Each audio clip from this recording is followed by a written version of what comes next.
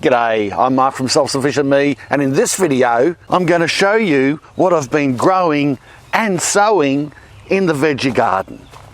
Let's get into it.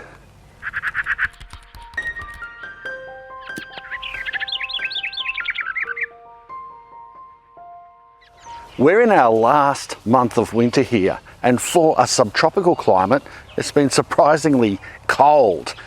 Even though I'm still here in my t-shirt, some plants have suffered and others have done really well, typically the colder climate crops. So I think what we'll do is we'll start from the front, because that seems like obvious, and we'll work our way back all those rows of raised beds right back to the banana trees.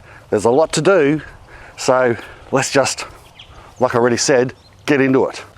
Crikey, I'm glad you're tall, because it's hard enough to see the garden bed for the veggies as it is. They're so crammed in there. We've been eating a lot of these dwarf peas here. See this mini trellis? For weeks now. They just multiply and multiply. You can't keep up. We've been gorging ourselves on them and they're beautiful. Back a bit here, we've got broccoli. Finally, they are starting to grow heads. But just look at how healthy they are. And you know me, I don't use any pesticides. I don't even use organic pesticides, and when I do, it's very rare. But this last whole season so far, I haven't squirted these plants with anything at all. And when I do come across a pest, like a little grub here, I just take them off and dispose of them. Nature does the job for me.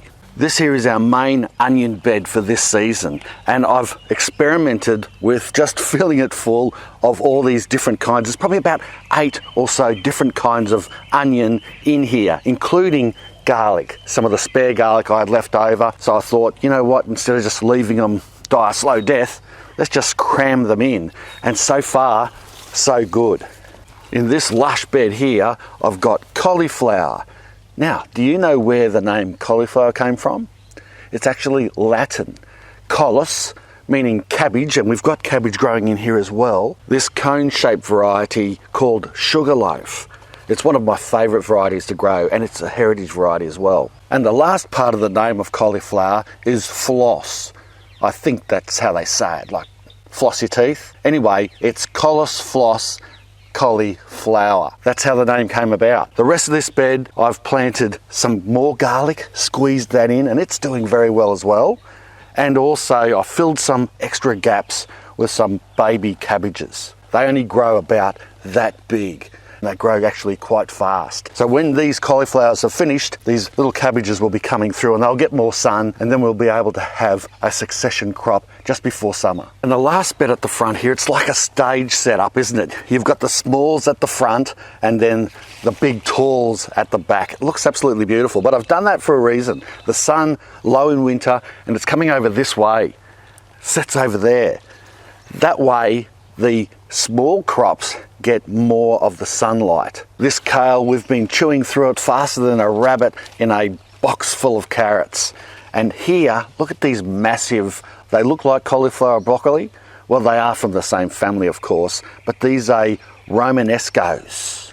Romanesco, something like that. I've never grown these before, but I love the look of them. They've already started to form heads, but I can't wait till they're ready because I'm so keen to chow down on them and see what they taste like. In this second row, we've got 3 long beds. Remember that Floridian weave, the Florida weave that I showed you in a video?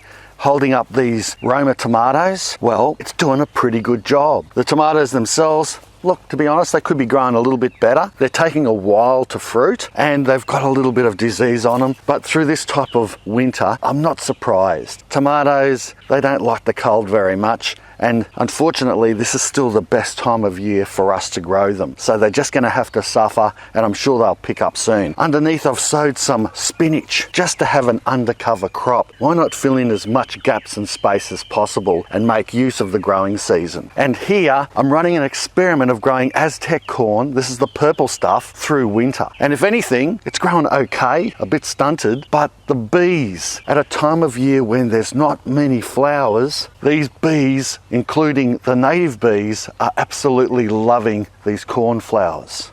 And speaking of pollinators, that's precisely what I had in mind for this bed here. I'm turning this into a pollinator grabber, but also a multi-herb raised garden bed.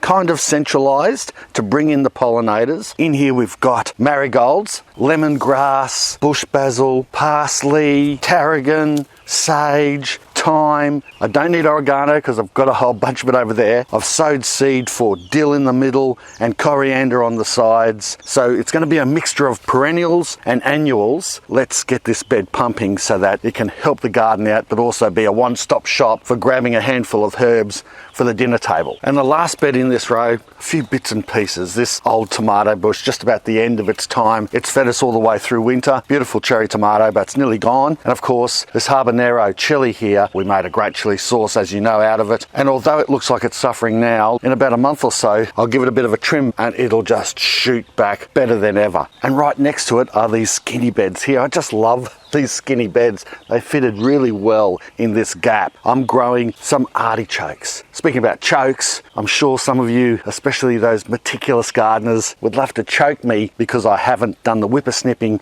around these garden beds. A little bit untidy, I know. I'll get to it, all right? But if it's ornamental you like and meticulous, I think this is one of the best veggies to grow. And I'm going to do another video about ornamental vegetables to grow in the garden, but for me, it's hard to go past the beauty of the globe artichoke. On these other two skinny raised beds, besides a few marigolds in the corners to attract pollinators and make it look good, I haven't decided yet what I'm going to plant in here. I'm thinking maybe some beets, a few different types, should balance out the artichokes nicely. What do you reckon? On this side here, I've got a few old beds that need refurbishing from last season and collecting some of the seeds, Egyptian spinach and such. Got some mint that's growing really well there, and there's a tomato that I'm salvaging. Decided to leave it in there and see how it went. It's doing all right. I've got strawberries in barrels.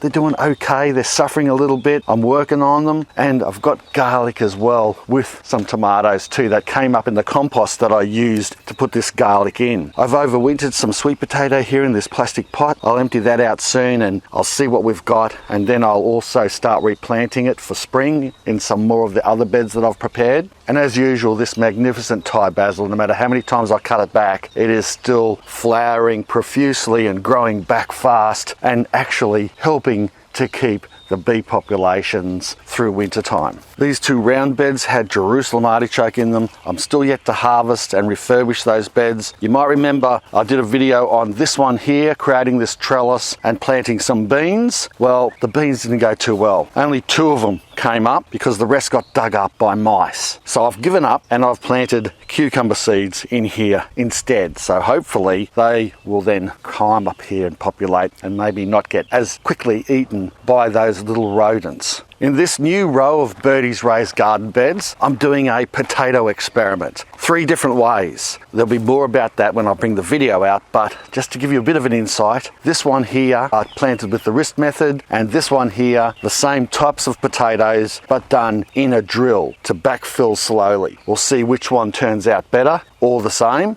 And this last one has store-bought potatoes that had gone green, and they've been planted with the wrist method as well, just pushed down underground and then mulched on top, and we'll see how they go compared to the seed potatoes that I got from the nursery. This last bed here with all the pumpkins on it, because quite frankly we've got so many pumpkins we don't know what to do. I'm going to be planting turmeric in it. When I refurbished this whole row and got rid of our old raised garden bed, I dug up a whole heap of this turmeric. Check it out.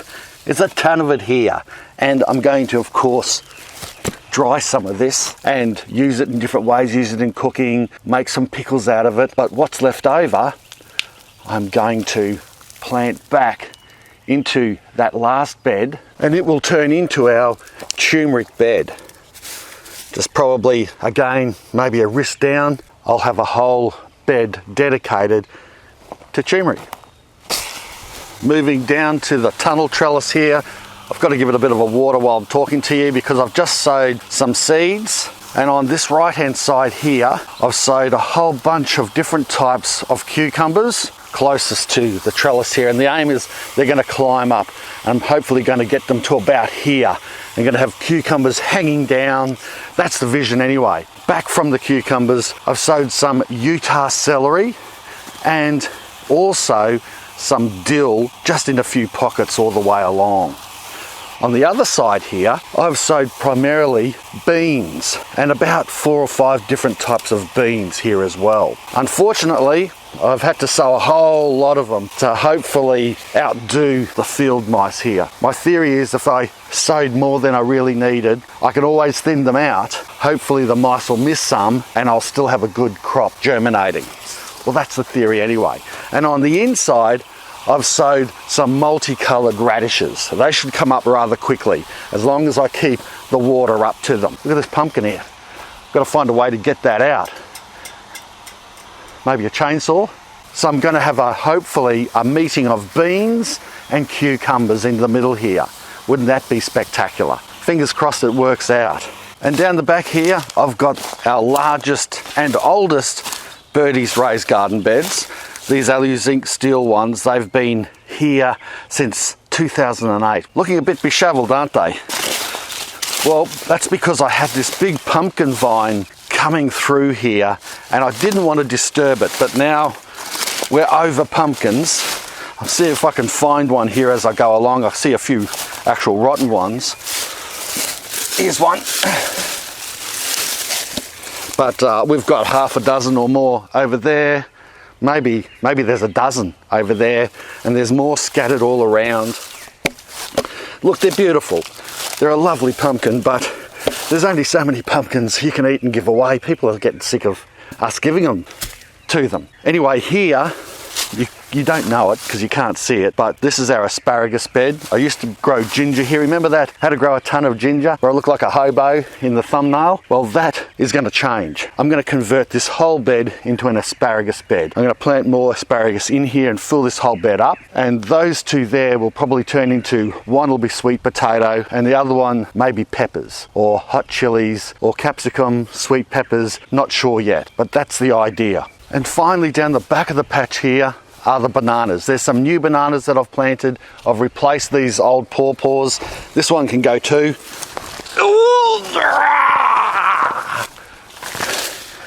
You're out of there.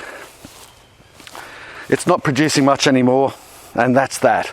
No use keeping space for something that's not producing. These here are blue javas. They're not a blue inside the banana, but they are blue skinned. And then you've got a red Ducati. All of these are dwarfs. I'm sick and fed up of trying to bag these bananas up here. Although they've been growing fantastic, these big tall ones, I'm just getting a little bit too old to climb ladders that high on a flimsy banana tree and try to bag that fruit so that we get some before the fruit bats get them. Some people say, slowly but surely, Mark, you're growing bananas. And I say, that's very true. Well, I hope you enjoyed this video. If you did, make sure you grow that thumb right up and give this video a big growing and sowing thumbs up.